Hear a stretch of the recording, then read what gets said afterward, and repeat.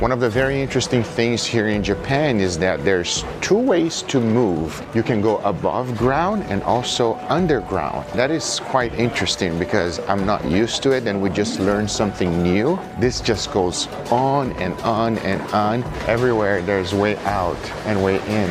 That's so cool.